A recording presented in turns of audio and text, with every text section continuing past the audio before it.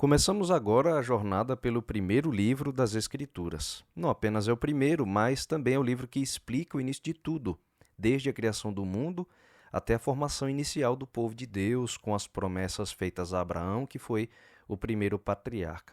É diante de tantos começos que Gênesis significa exatamente o que as primeiras palavras do livro querem dizer: o início, ou seja, a gênese do mundo e da humanidade. A autoria de Gênesis, assim como dos primeiros 5 livros do Antigo Testamento, é normalmente atribuída a Moisés. Mas muitos teólogos reconhecem que, na formação do livro, como a gente conhece hoje, é provável que outros escritores anônimos tenham dado também as suas contribuições. E não apenas ao livro de Gênesis, mas na formação do Pentateuco em si, que são os 5 primeiros livros da Bíblia.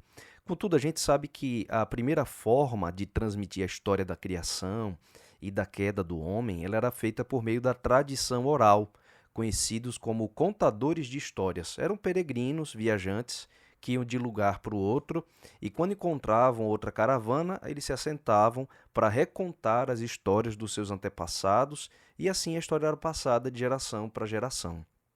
Assim foi o próprio Adão, o primeiro a contar para os seus descendentes a história da criação, da sua queda, tudo aquilo que ele viveu, e esse relato foi passando pela tradição oral até que Moisés, inspirado pelo Espírito Santo, montou o relato escrito que a gente encontra hoje no livro de Gênesis. Moisés nos leva por uma viagem no tempo, até o período em que a Terra ela nem existia, para contar como a nossa história nesse mundo começou com essas famosas palavras: no princípio criou Deus os céus e a terra, como diz o primeiro verso. E os primeiros versos desse capítulo nos mostram que, no princípio, Deus deu origem a uma massa sem forma e sem vida no espaço. Diz assim os versos 1 e 2 ainda: a terra, porém, estava sem forma e vazia. Havia trevas sobre a face do abismo e o Espírito de Deus pairava por sobre as águas. E é a partir dessa matéria original, essa massa sem forma, que Gênesis inicia o relato da criação, com a voz de Deus ecoando pelo espaço e dando ordens para que a matéria se concretizasse segundo o planejamento que havia na mente do Criador.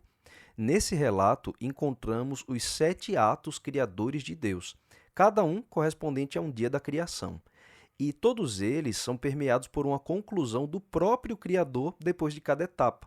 Assim que Deus cria, diz o verso logo no finalzinho depois da sua criação: e viu Deus que era bom. Para cada dia acontece assim, exceto no sexto dia, porque no sexto dia Deus finalmente cria o homem, que, diferente do restante da criação, diz que foi feito conforme a imagem e semelhança do seu Criador, ou seja, tanto na aparência quanto no caráter.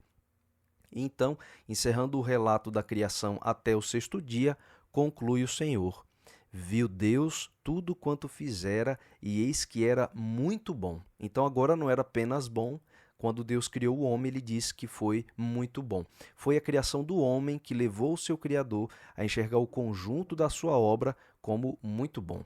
Alguns detalhes a gente precisa considerar aqui. Observe que nós estamos no sexto dia da criação do mundo, ou seja, não havia pecado, não havia sombra nenhuma de maldade, tudo era perfeito, muito bom, exatamente como havia planejado o Criador. E foi assim, em meio à perfeição e ausência de pecado, que Deus ele deu 3 ordens ao ser humano quando o criou. A gente pode ver isso nos versos 28 e 29.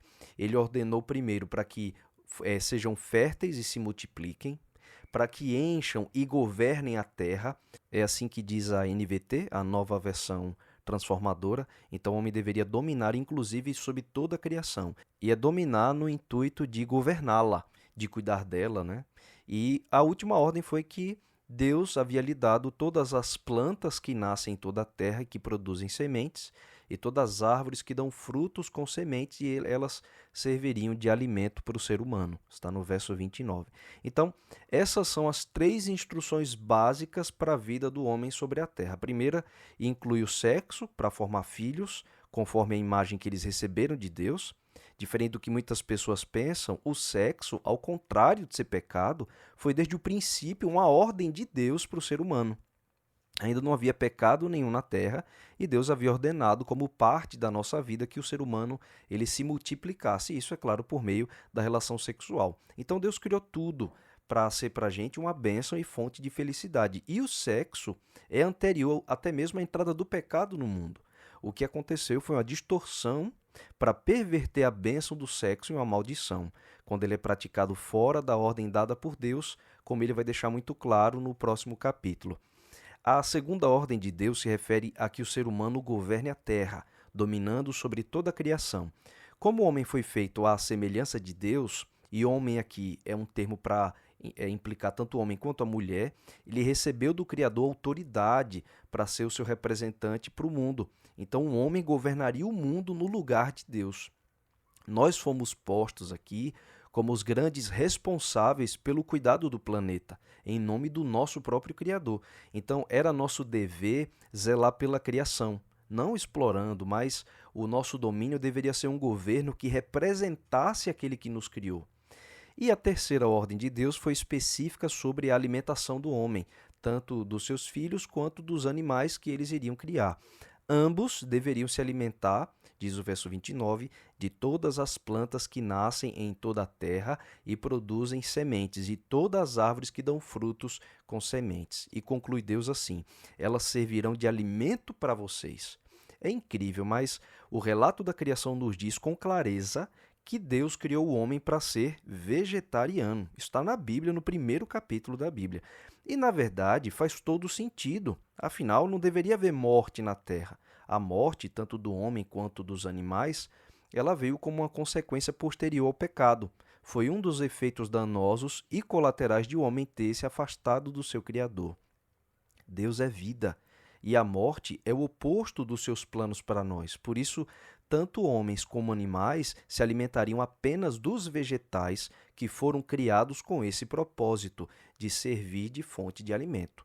E é interessante como as pesquisas mais recentes têm mostrado o poder da alimentação vegetariana para a saúde, para a longevidade e para uma melhor qualidade de vida. Então, o princípio original de Deus é para que o ser humano ele seja, portanto, vegetariano. Então, agora o mundo estava completo, recém-saído da mente de Deus para vir à realidade e devidamente instruído sobre o seu funcionamento. É lógico que a gente tem aqui em Gênesis apenas um relato muito sucinto, né? É óbvio que Deus deve ter dado muitas outras instruções para o ser humano, mas as mais básicas, em essência, foram registradas aqui no livro de Gênesis e são essas três, como vimos. E como diz Paulo, né? Deus ele consegue trazer existência às coisas que estavam na sua mente daquilo que não existia. Paulo, em Romanos 4,17, diz que Deus ele chama à existência coisas que não existem como se existissem. Por exemplo, não havia luz em lugar nenhum, exceto na mente de Deus quando ele disse: haja luz. Então a realidade se dobrou à ordem do Criador e da mente de Deus veio à existência aquilo que só havia na sua vontade. O Senhor também é chamado de Criador porque Ele é o único que possui esse poder, o poder de conceber a existência qualquer coisa a partir do nada. Um outro detalhe muito interessante é o fato de que, ao dizer que criaria o homem, Deus se refere a si mesmo no plural. Observe em Gênesis que é dito assim, quando Deus vai criar: façamos o homem à nossa imagem, conforme a nossa semelhança. Observe que há mais de uma pessoa que compõe o Deus Criador. Gênesis, portanto, nos oferece o primeiro indício da participação ativa da Trindade na criação. E, de fato, o próprio termo hebraico traduzido como Deus, é o termo Elohim, é um substantivo masculino plural. Isso mesmo, o termo original designa Deus como sendo um ser plural, que ao longo das Escrituras ele vai nos ser revelado em três pessoas, hoje popularmente conhecidos como o Pai, o Filho e o Espírito Santo. E popularmente porque essa é a própria expressão que é usada ao longo da Bíblia. Deus, portanto, quando diz façamos, se refere ao Pai, ao Filho e ao Espírito Santo. Os três estão presentes e envolvidos na criação. O relato continua dizendo no verso 31 que viu Deus tudo o que havia feito e tudo havia ficado muito bom. Passaram-se a tarde e a manhã, esse foi o sexto dia. E agora, para coroar sua criação, Deus ele separaria o dia seguinte para ser um lembrete eterno do seu laço e autoridade sobre a criação. E também um período para que o próprio Criador viesse visitar o nosso mundo e, como Pai, ele pudesse se relacionar conosco como filhos. Esse foi o maior propósito de Deus ao criar o ser humano, ter um relacionamento conosco. E é em Gênesis 2, no próximo capítulo, que a gente vai encontrar o ápice que encerra a semana da criação.